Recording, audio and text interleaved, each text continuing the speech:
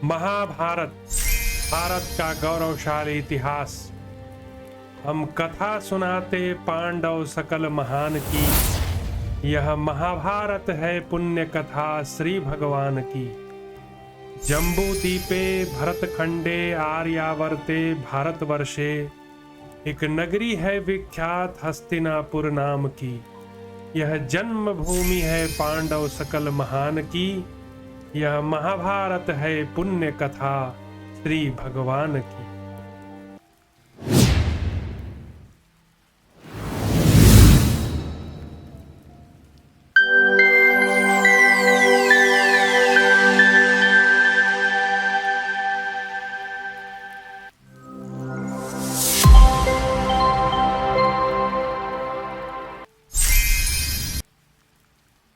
नमस्कार। आज महाभारत की कथा में कृपाचार्य का प्रातःकाल युद्ध करने की सलाह देना और अश्वत्थामा का इसी रात्रि में सोते हुए को मारने का आग्रह। कृपाचार्य बोले, अश्वत्थामा, तुम अपनी टेक से टलने वाले नहीं हो। सौभाग्य की बात है, तुम्हारे मन में बदला लेने का दृढ़ विचार उत्पन्न हुआ है। तुम्हें साक्षात वज्रधारी इंद्र भी इस कार्य से नहीं रोक सकते। आज रात में कवच ध्वजा खोलकर विश्राम करो। कल सवेरे हम दोनों एक साथ होकर तुम्हारे पीछे चलेंगे। जब तुम शत्रुओं का सामना करने के लिए आगे बढ़ोगे, उस समय मैं और कृतवर्मा दोनों ही कवच धारण करके रथों पर आरूढ़ हो तुम्हारे साथ चलेंगे। रथियों में श्रेष्ठ वीर कल सवेरे के संग्राम में हम दोनों के साथ रहकर तुम अपने शत्रु पांचालों और उनके सेवकों को बलपूर्वक मार डालना। तात, तुम पराक्रम दिखाकर शत्रुओं का वध करने में समर्थ हो, अतः इस रात में विश्राम कर लो। तुम रथियों में श्रेष्ठ हो, तुमने अपने हाथों से उत्तम आयुध ले रखा है। तुम्हें देवताओं के राजा इंद्र भी कभी जीत नहीं सकते। जब कृतवर्मा से सुरक्षित हो द्रोण पुत्र अश्वत्थामा मुझ कृपाचार्य के साथ कुपित होकर युद्ध के लिए प्रस्थान करेगा, उस समय कौन वीर, वह देवराज इंद्र ही क्यों न हो, उसका सामना कर सकता है। इसमें संशय नहीं कि तुम्हारे और मेरे पास भी दिव्यास्त्र हैं। महाधनुर्धर कृतवर्मा भी युद्ध करने की कला में कुशल है। उस अवस्था में शत्रुओं के शिविर में जाकर युद्ध के लिए अपने नाम की घोषणा करके सामने आकर जूझते हुए उन शत्रुओं का बड़ा भारी संहार मचा देना। जैसे इंद्र बड़े बड़े असुरों का विनाश करते हैं, उसी प्रकार तुम भी विनाश करना। युद्ध स्थल में तुम मेरे साथ खड़े होगे और कृतवर्मा तुम्हारी रक्षा में लगे होंगे। निष्पाप वीर, प्रातःकाल हम लोग सभी उपायों से युद्ध में तुम्हारे सहायक होंगे। राजन, मामा के इस प्रकार हितकारक वचन कहने पर द्रोण कुमार अश्वत्थामा ने क्रोध से आंखें लाल करके कहा, मामा जी, जो मनुष्य शोक से आतुर हो, अमर से भरा हो, चिंता में हो अथवा किसी कामना से आसक्त हो, उसे नींद कैसे आ सकती है। इन चारों का 1/4 भाग जो क्रोध है, वही मेरी निद्रा को तत्काल नष्ट किए देता है। अपने पिता की वध की घटना का स्मरण करके इस संसार में कौन ऐसा दुख है जिसका मुझे अनुभव ना होता हो। इन पापियों ने विशेषतः मेरे पिताजी को जिस प्रकार मारा, वह सब आपने प्रत्यक्ष देखा है।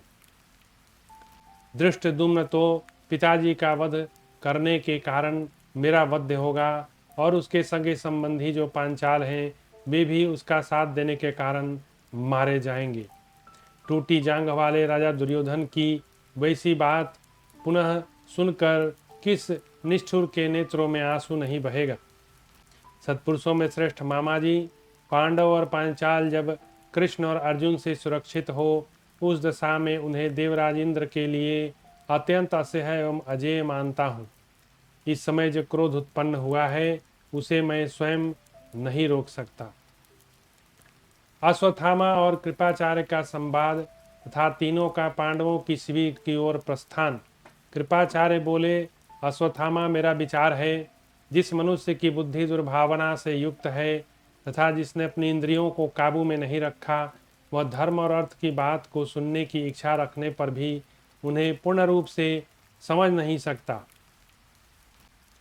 जैसे जिह्वा दाल के स्वाद को जानती है, उसी प्रकार बुद्धिमान पुरुष यदि 2 घड़ी भी विवेकशील की सेवा में रहे तो शीघ्र ही धर्मों का रहस्य जान लेता है।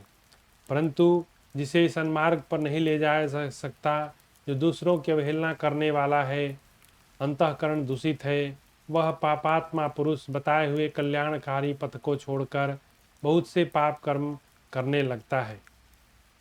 तात, तुम भी स्वयं ही अपने मन को काबू में करके कल्याण साधन में लगाकर मेरी बात मानो, जिससे तुम्हें पश्चाताप न करना पड़े।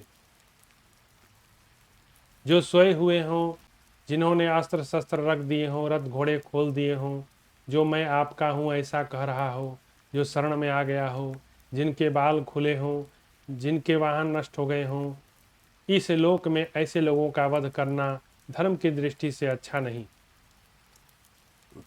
आज रात में समस्त पांचाल कवच उतार कर निश्चिंत हो मुर्दों के समान अचेत सो रहे होंगे। उस अवस्था में जो क्रूर मनुष्य उनके साथ द्रोह करेगा, वह निश्चय ही नौका रहित अगाध एवं विशाल नरक के समुद्र में डूब जाएगा। जैसे सफेद वस्त्र में लाल रंग का धब्बा लग जाए, इस प्रकार तुमने निंदित कर्म का होना संभावना से परे की बात है।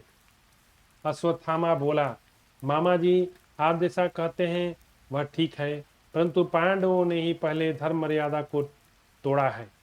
धृष्टद्युम्न ने समस्त राजाओं के सामने आप लोगों के निकट ही मेरे पिता को मार गिराया। रथियों में श्रेष्ठ कर्ण को भी गदाधारी अर्जुन ने उस अवस्था में मारा, जबकि उनके रथ का पहिया गड्ढे में फंस गया। इसी प्रकार भीष्म पर हथियार डालकर अस्त्रहीन हो गए। उस अवस्था में शिखंडी को आगे करके गांडीवधारी धनंजय ने उनका वध किया। भीमसेन भी संपूर्ण राजाओं के देखते देखते रणभूमि में गदा युद्ध करते समय दुर्योधन को अधर्म पूर्वक मार गिराया।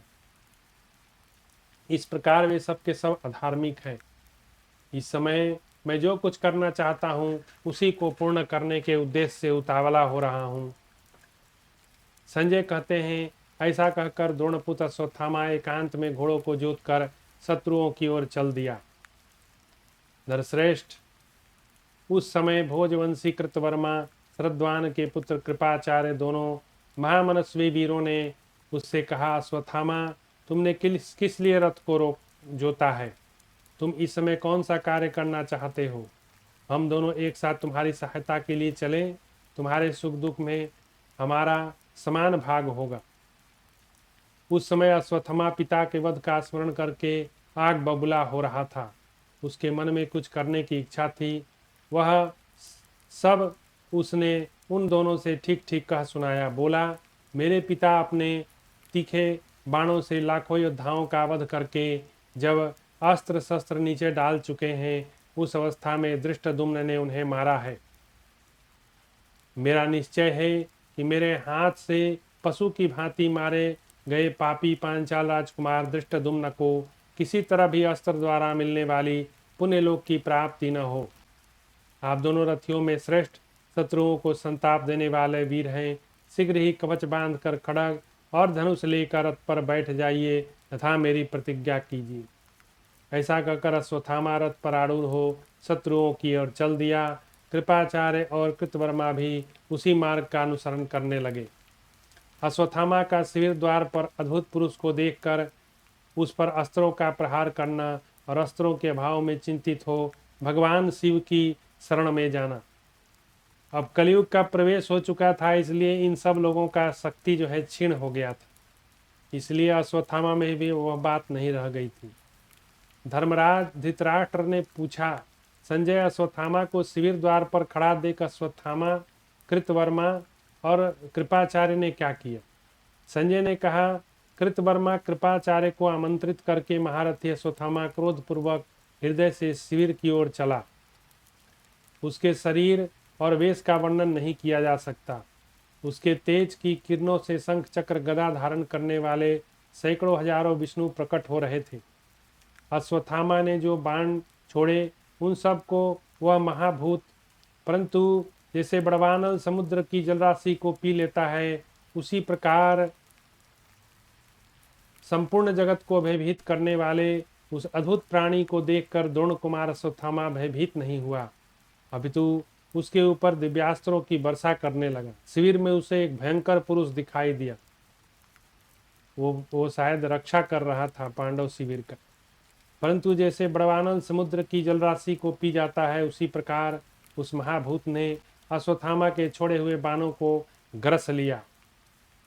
उसका अग्रभाग तेज से प्रकाशित था। वह रथ शक्ति उस महापुरुष से टकराकर उसी प्रकार विदीर्ण हो गई, जैसे प्रलय काल में आकाश से गिरी हुई बड़ी भारी उल्का सूर्य से टकराकर नष्ट हो जाती है। तब अश्वत्थामा ने सोने की मूठ से सुशोभित आकाश के समान निर्मल कांति वाली अपनी दिव्य तलवार तुरंत ही म्यान से बाहर निकाली, मानो प्रज्वलित सर्प को बिल से बाहर निकाला गया हो। फिर बुद्धिमान द्रोणपुत्र ने वह अच्छी सी तलवार तत्काल ही उस महाभूत पर चला दी, परंतु वह उसके शरीर में लगकर उसी तरह विलीन हो गया जैसे कोई नेवला बिल में घुस गया हो।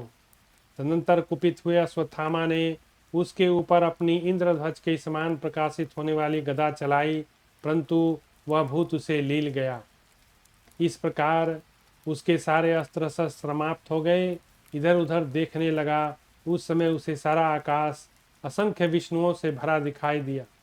असहीन अश्वत्थामा यह अत्यंत अद्भुत दृश्य देखकर कृपाचार्य के वचनों को याद करता हुआ संतप्त हो उठा और मन ही मन कहने लगा, जो पुरुष अप्रिय किंतु हितकर वचन बोलने वाले अपने सुहृदों की सीख नहीं सुनता, वह विपत्ति में पड़कर उसी प्रकार शोक करता है जैसे मैं अपने इन दोनों सुहृदों की आज्ञा का उल्लंघन करके कष्ट पा रहा हूँ। जो मूर्ख शास्त्रदर्शी पुरुषों की आज्ञा का उल्लंघन करके दूसरों की हिंसा करना चाहता है, वह धर्म मार्ग से भ्रष्ट हो कुमार्ग में पड़कर स्वयं ही मारा जाता है। गौ, ब्राह्मण, राजा, स्त्री, मित्र, माता, गुरु, दुर्बल, जड़, अंधे, सोए हुए, डरे हुए, मतवाले, उन्मत्त और असावधान पुरुषों पर मनुष्य शस्त्र न चलाए। मानव कर्म को दैव से बढ़कर नहीं बताया गया है। पुरुषार्थ करते समय यदि दैव सिद्धि नहीं प्राप्त हुई तो मनुष्य धर्म मार्ग से भ्रष्ट होकर विपत्ति में फंस जाता है। इस समय अपने ही दुष्कर्म के कारण मुझ पर भय आ गया है। द्रोणाचार्य का पुत्र किसी प्रकार भी युद्ध से पीछे नहीं हट सकता, परंतु क्या करूं, यह महाभूत मेरे मार्ग में विघ्न डालने के लिए दैव दंड से के समान खड़ा हुआ है। मैं सब प्रकार से सोचने विचारने पर भी नहीं समझ पाता हूँ यह कौन है। दैव की अनुकूलता के सिवा दूसरा कोई उपाय नहीं है जिससे किसी प्रकार भी यहाँ युद्ध विषयक उद्योग किया जा सके। इसलिए आज मैं सर्वव्यापी भगवान महादेव जी की शरण लेता हूँ। भगवान शंकर तपस्या और पराक्रम में सब देवताओं से बढ़कर हैं, अतः मैं उन्हीं रोग शोक से रहित जटाजूटधारी देवताओं के भी देवता भगवती उमा के प्राण वल्लभ, कपालमालाधारी, भगनेत्र विनाशक, पापहारी, त्रिशूलधारी एवं पर्वत पर शयन करने वाले रुद्रदेव की शरण में जाता हूँ। अश्वत्थामा द्वारा शिव की स्तुति, उसके सामने एक अग्निदेव तथा भूतगणों का प्राकट्य और उसका आत्मसमर्पण करके भगवान शिव से खड्ग प्राप्त करना।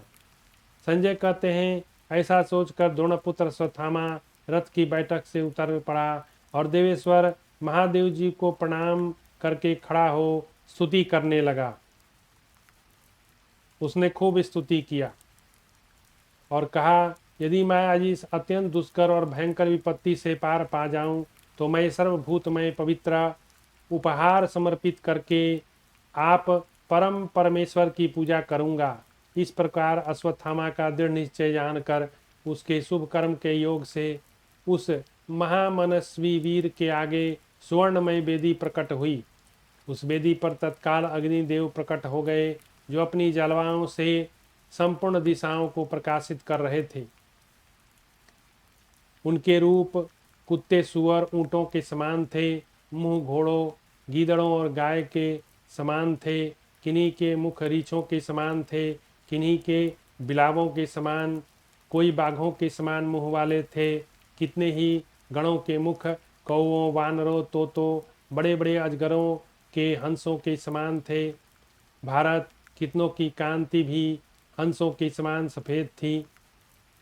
इसी प्रकार बहुत से गण, कछुए, नाके, सूसे, बड़े बड़े मगर, तिमी नामक मत्स्य, मोर, क्रौच, कबूतर, हाथी, परेवा, मदगु नामक जल पक्षी के समान मुख वाले थे। राजेंद्र, उनके केस भी अग्नि शिखा के समान प्रतीत होते थे। राजेंद्र कोई मूंज की मेखला पहने था, किसी के सिर के बाल घुंघरेले दिखाई देते थे, कोई पगड़ी धारण किए था। भारत, उनके हाथों में शतघ्नी, वज्र, मूसल, भुसुंडी आदि थे। कितनों के बाजूबंद के स्थान में बड़े बड़े सर्प धारण कर रखे थे। उनके वस्त्र नाना प्रकार के रंगों से रंगे हुए थे। वे पार्षद नित्य आनंद में मग्न थे। वाणी पर उनका अधिकार था। उनके मन में किसी के प्रति ईर्ष्या द्वेष नहीं था। वे अणिमा महिमा आदि सब विद्या जानते थे। साक्षात भगवान शंकर भी प्रतिदिन उनके कर्मों को देखकर आश्चर्यचकित होते थे। वे महाभूत गण भगवान शिव के आत्मस्वरूप हैं। उनके तथा पार्वती देवी के साथ भूत, वर्तमान और भविष्य के स्वामी महेश्वर यज्ञ भाग ग्रहण करते हैं। भगवान शिव के पार्षद नाना प्रकार के बाजे बजाने, हंसने, सिंहनाद करने, ललकारने तथा गर्जने आदि के द्वारा संपूर्ण विश्व को भयभीत करते हुए अश्वत्थामा के पास आए। भूतों के बड़े भयंकर तेजस्वी समूह थे तथा सब और अपनी प्रभाव फैला रहे थे। भगवान भूतनाथ के वह गण दर्शन मात्र से तीनों लोकों के मन को में भय उत्पन्न कर रहे थे। फिर महाक्रोधी प्रतापी द्रोणपुत्र ने सोम देवता संबंधी मंत्र के द्वारा अपने शरीर को ही उपहार के रूप में अर्पित किया। भयंकर कर्म करने वाले, अपनी महिमा से कभी च्युत न रहने वाले, वे महात्मा रुद्रदेव की रौद्र कर्मों द्वारा स्तुति करके अश्वत्थामा हाथ जोड़कर इस प्रकार बोला। अश्वत्थामा ने कहा, भगवान, आज मैं अंगिरस कुल में उत्पन्न हुए अपने शरीर की प्रज्वलित अग्नि में आहुति देता हूँ। ऐसा कहकर द्रोण कुमार अश्वत्थामा प्रज्वलित अग्नि से प्रकाशित हुई उस वेदी पर चढ़ गया और प्राणों का मोह छोड़कर आग के बीच में बैठ गया। उसे हविष्य रूप से दोनों बाहें ऊपर उठाए निश्चेष भाव से देख साक्षात भगवान महादेव हंसते हुए से कहा, अनायासी महान कर्म करने वाले श्री कृष्ण ने सत्य, शौच, सरलता, त्याग, तपस्या, नियम, क्षमा, भक्ति, धैर्य, बुद्धि, वाणी के द्वारा मेरी यथोचित आराधना की है। अतः श्री कृष्ण से बढ़कर दूसरा मुझे कोई प्रिय नहीं। तात, उन्हीं का सम्मान और तुम्हारी परीक्षा करने के लिए मैंने पांचालों की सहसा रक्षा की है और बारंबार मायाओं का प्रयोग किया है। पांचालों की रक्षा करके मैंने श्री कृष्ण का सम्मान किया, परंतु अब वे काल से पराजित हो गए हैं। अब उनका जीवन शेष नहीं। महामना अश्वत्थामा से ऐसा कहकर भगवान शिव ने अपने स्वरूपभूत उसके शरीर में प्रवेश किया और उसे एक निर्मल एवं उत्तम खड्ग प्रदान किया। साक्षात महादेव जी के समान शत्रु शिविर की ओर जाते हुए अश्वत्थामा के साथ साथ बहुत से अदृश्य भूत और राक्षस भी दौड़ गए। अश्वत्थामा के द्वारा रात्रि में सोए हुए पांचाल आदि समस्त वीरों का संहार और निकलकर भागते हुए योद्धाओं का कृतवर्मा कृपाचार्य द्वारा वध। धृतराष्ट्र ने पूछा, संजय, महारथी द्रोणपुत्र इस प्रकार शिविर की ओर चला, तब कृपाचार्य कृतवर्मा भय से पीड़ित हो लौट तो नहीं गए? संजय ने कहा, महाराज, द्रोणपुत्र अश्वत्थामा शिविर के भीतर जाने लगा उस समय कृपाचार्य कृतवर्मा भी उसके दरवाजे पर जाकर खड़े हो गए। महाराज, उन दोनों महारथियों को अपना साथ देने के लिए प्रयत्नशील देख अश्वत्थामा को प्रसन्नता हुई। उसने उनसे धीरे से कहा, यदि आप दोनों सावधान होकर चेष्टा करें तो संपूर्ण क्षत्रियों का विनाश करने के लिए पर्याप्त है। मैं तो इस शिविर में घुस जाऊंगा और वहां काल के समान विचरूंगा। आप लोग ऐसा करें जिससे कोई भी मनुष्य आप दोनों के हाथ से जीवित न बच सके। ऐसा कहकर द्रोण कुमार पांडवों के विशाल शिविर में बिना दरवाजे के कूदकर घुस गया।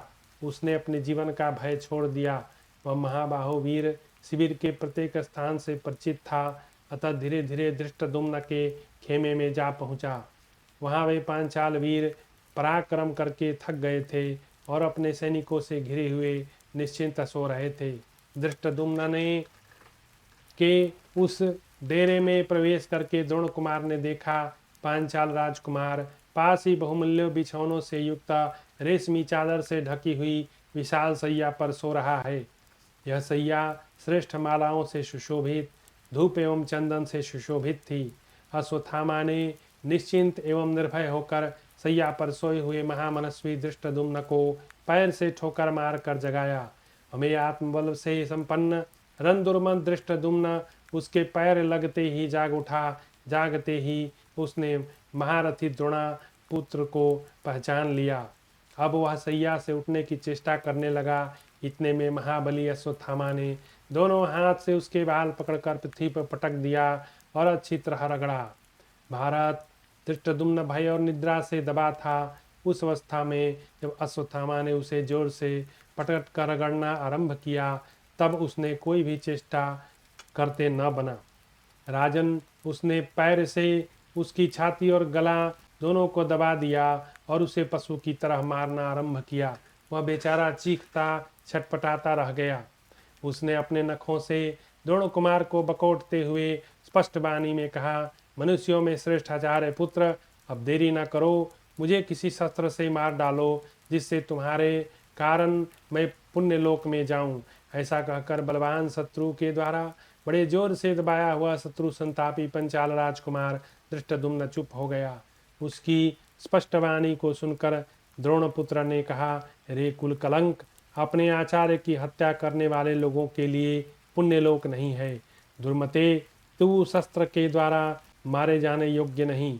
उस वीर से ऐसा कहते हुए क्रोधी अश्वत्थामा ने मतवाले हाथी पर चोट करने वाले सिंह की समान अपनी अत्यंत भयंकर एड़ियों से उसके मर्म स्थान पर प्रहार किया। उस समय मारे जाते हुए वीर धृष्टद्युम्न के आर्तनाद से उस शिविर की स्त्रियां और रक्षक जाग उठे। उन्होंने उस अलौकिक पराक्रमी पुरुष को धृष्टद्युम्न पर प्रहार करते देख उसे कोई भूत ही समझा, इसलिए भय के मारे कुछ नहीं बोले। राजन, उस उपाय से धृष्टद्युम्न को यमलोक भेजकर तेजस्वी अश्वत्थामा उसके खेमे में बाहर निकला और सुंदर दिखाई देने वाले अपने रथ के पास आकर सवार हो गया।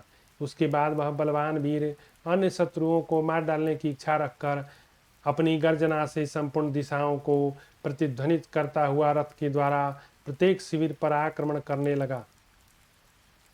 महारथी द्रोणपुत्र के वहां से हट जाने पर रक्षकों सहित धृष्टद्युम्न की रानियां रोने लगी। भरतनंदन, अपने राजा को मारा गया देख धृष्टद्युम्न की सेना के क्षत्रिय अत्यंत शोकमग्न हो गए। स्त्रियों के रोने की आवाज सुनकर आसपास सारे क्षत्रिय शिरोमणि तुरंत कवच बांधकर तैयार हो गए और बोले, यह क्या हुआ? राजन, वे सारी स्त्रियां अश्वत्थामा को देखकर डर गई थीं, अतः दीन कंठ से बोली, अरे जल्दी दौड़ो, हमारी समझ में नहीं आता यह कोई राक्षस है या मनुष्य। देखो, यह पांचाल राज्य की हत्या करके रथ पर चढ़कर खड़ा है। तब उन श्रेष्ठ योद्धाओं ने सहसा पहुंचकर अश्वत्थामा को चारों ओर से घेर लिया, परंतु अश्वत्थामा के पास आते ही उन सबको रुद्रास से मार गिराया। इस प्रकार धृष्टद्युम्न और उसके सेवकों का वध करके अश्वत्थामा ने निकट ही खेमे में पलंग पर सोए हुए उत्तमौजा को देखा। फिर तो शत्रुदमन उत्तमौजा के भी कंठ और छाती को बलपूर्वक पैर से दबाकर उसने उसी प्रकार पशु की तरह मार डाला। वह बेचारा भी चीखता चिल्लाता रह गया। उत्तमौजा को राक्षस द्वारा मारा गया देखकर युधामन्यु भी पहुंचा। उसने बड़े वेग से गदा उठाकर अश्वत्थामा पर प्रहार किया। अश्वत्थामा ने झपट कर उसे पकड़ लिया और पृथ्वी पर दे मारा। वह उसके चंगुल से छूटने के लिए हाथ पैर मारता रहा, किंतु अश्वत्थामा ने उसे भी पशु की तरह गला घोंट कर मार दिया। राजेंद्र, इस प्रकार युधामन्यु का वध करके वीर अश्वत्थामा ने अन्य महारथियों पर सोते समय आक्रमण किया। वे सब भय से छटपटाने लगे, परंतु जैसे हिंसा प्रधान यज्ञ में वध के लिए नियुक्त हुआ पुरुष पशुओं को मार डालता है, उसी प्रकार उसने मारा। तदनंतर तलवार से युद्ध करने में कुशल अश्वत्थामा ने हाथ में खड्ग लेकर प्रत्येक भाग में विभिन्न मार्गों से विचरते हुए बारी बारी से अन्य वीरों का वध किया। कुरुनंदन जो जाग रहे थे वे भी उस कोलाहल से किंकर विमुढ़ हो गए। वह भयानक रुद्रधारी द्रोण कुमार सारे शिविर में काल के समान विचरने लगा। उसने द्रौपदी के 5 पुत्रों और मरने से बचे हुए सोमकों को देखा। धृष्टद्युम्न को मारा गया सुनकर द्रौपदी के 5 महारथी पुत्र उस शब्द से भयभीत हो हाथ में धनुष लिए आगे बढ़े। उन्होंने निर्भय से होकर अश्वत्थामा पर बाणों की वर्षा आरंभ की। तदनंतर कोलाहल सुनकर वीर प्रवर्धक जन जाग उठे। शिखंडी भी उनके साथ हो लिया। उन सब ने द्रोणपुत्र को पीड़ा देना आरंभ किया। उन महारथियों को बाणों की वर्षा करते देख अश्वत्थामा उन्हें मार डालने की इच्छा से गरजने लगा। तदनंतर पिता के वध का स्मरण करके कुपित हो उठा और रथ की बैठक से उतरकर सहस्रों चंद्राकार चिन्हों से युक्त चमकीली ढाल और स्वर्ण भूषित दिव्य एवं निर्मल खड्ग लेकर युद्ध में बड़ी उतावली के साथ उनकी ओर दौड़ा। उस बलवान वीर ने द्रौपदी के पुत्रों पर आक्रमण करके उन्हें खड्ग से मार डाला। राजन, उस समय पुरुष सिंह अश्वत्थामा ने उस महासवर में प्रतिबिंध को उसकी कोख में तलवार भोंक कर मारा। वह मरकर पृथ्वी पर गिर गया। प्रतापी सुत सोम ने द्रोण कुमार को पहले प्रास से घायल करके फिर तलवार उठाकर उस पर धावा किया। तब अश्वत्थामा ने तलवार सहित सुत सोम की बाह काटकर पुनः उसकी पसली में आघात किया। इससे उसकी छाती फट गई, धराशायी हो गया। उसके बाद नकुल के पराक्रमी पुत्र शतानीक ने अपनी दोनों भुजाओं से रथ चक्र को उठाकर उसके द्वारा बड़े वेग से अश्वत्थामा की छाती पर प्रहार किया। शतानीक ने जब चक्र चला दिया तब ब्राह्मण अश्वत्थामा ने भी उस पर गहरा आघात किया। उससे कुशल होकर वह पृथ्वी पर गिर पड़ा। इतने में ही अश्वत्थामा ने उसका सिर काट लिया।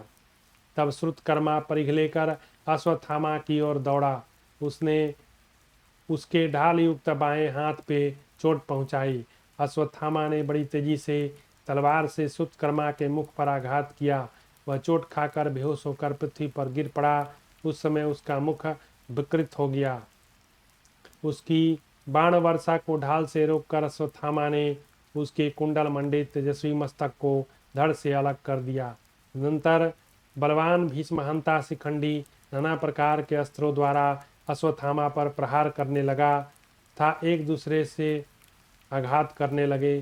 तब द्रोणपुत्र ने क्रोध में आवेश में आकर शिखंडी के पास जा अपनी तलवार से उसके 2 टुकड़े कर डाले।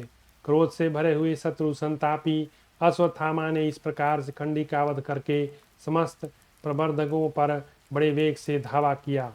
उस महाबली वीर ने द्रुपद के पुत्रों, पौत्रों और सुहृदों को ढूंढ ढूंढ कर संहार किया। मान्य नरेश मुख्य मुख्य योद्धा अन्य रात्रियों में भी सपने में उस काल रात्रि को देखते थे। राजन, वह सदा नाना प्रकार के केश रहित प्रेतों को अपने पासों में बांध कर लिए जाते दिखाई देती थी। उसी प्रकार हथियार डालकर सोए हुए महारथियों को भी लिए जाते हुए स्वप्न में दृष्टिगोचर हो रही थी। वे देव पीड़ित वीरगण पूर्व काल के देखे हुए सपने को याद करके ऐसा मानने लगे कि यह वही स्वप्न इस रूप में सत्य हो रहा है। पांडवों और संजयों में से जिन्होंने अस्त्र शस्त्र और कवच उतार दिए तथा जिन लोगों ने पुनः कवच बांध लिए, उन सबको प्रहार करने वाले योद्धाओं में श्रेष्ठ द्रोणपुत्र ने मृत्यु के लोक में भेज दिया। कितने ही मल त्याग करने लगे, कितनों के पेशाब झड़ने लगे। दूसरे बहुत से घोड़े हाथी बंधन तोड़कर एक साथ ही सब ओर दौड़ने लगे।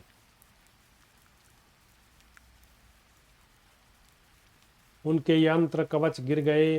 वे बाल खोले हाथ जोड़े भयभीत हो थर थर कांपते हुए पृथ्वी पर खड़े थे, किंतु उन दोनों ने उनमें से किसी को जीवित नहीं छोड़ा। शिविर से निकला हुआ कोई भी क्षत्रिय कृतवर्मा और कृपाचार्य के हाथ से बच नहीं पाता था।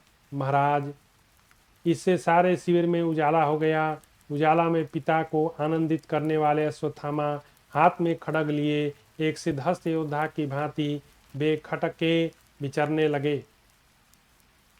क्रोध से भरे हुए शक्तिशाली द्रोणपुत्र ने कुछ योद्धाओं को तिल के डंठलों की भांति बीच से ही तलवार से काट गिराया। जिस प्रकार रात के समय सबके सो जाने पर शांत शिविर में प्रवेश किया था, उसी प्रकार वह नरश्रेष्ठ वीर सबको मारकर कोलाहल सुनने हुए शिविर से बाहर निकला। प्रभु, उस शिविर से निकलकर अश्वत्थामा उन दोनों से मिला और स्वयं हर्षमग्न हो उन दोनों का हर्ष बढ़ाते हुए उसने अपना किया हुआ सारा कर्म उनसे कह सुनाया। राजा धृतराष्ट्र ने पूछा, संजय, अश्वत्थामा तो मेरे पुत्र को विजय दिलाने का दृढ़ निश्चय कर चुका था, फिर उस महारथी वीर ने पहले ही ऐसा पराक्रम क्यों नहीं किया? जब दुर्योधन मार डाला गया उस समय द्रोणपुत्र ने ऐसा नीच कर्म क्यों किया? संजय ने कहा, अश्वत्थामा को पांडव, श्री कृष्ण और सात्यकी से सदा भय था, इसलिए पहले उसने ऐसा नहीं साहस किया। उस समय कुंती के पुत्रा श्री कृष्ण सात्यकी के दूर चले जाने से अश्वत्थामा ने यह कार्य सिद्ध कर लिया। उन पांडव आदि के समक्ष कौन उन्हें मार सकता था? साक्षात देवराज इंद्र भी उस दशा में उसका कुछ नहीं बिगाड़ सकते थे। नरेश्वर, उस रात्रि में सब लोगों के सो जाने पर यह सब घटना घटित हुई। तदनंतर उन दोनों का अभिनंदन स्वीकार करके द्रोणपुत्र ने उन्हें हृदय से लगाया और बड़े हर्ष से यह महत्वपूर्ण उत्तम वचन मुंह से निकाला। सारे पांचाल द्रौपदी के पुत्र, सोमक वंशी क्षत्रिय, मत्स्य देश के अवशिष्ट सैनिक, ये सभी मेरे हाथ से मारे गए। इस समय हम कृतकृत हो गए। अब हमें शीघ्र ही चलना चाहिए। यदि हमारे राजा दुर्योधन जीवित हों तो हम उन्हें यह समाचार कह सुनावे। इस प्रकार श्री महाभारत सैप्तिक पर्व में रात्रि युद्ध के प्रसंग में पांचाल आदि का वध विषयक 8वां अध्याय पूरा हुआ। अब अगले अध्याय को हम लोग अगली बार देखेंगे। आज यहीं समाप्त करते हैं कथा को। धन्यवाद।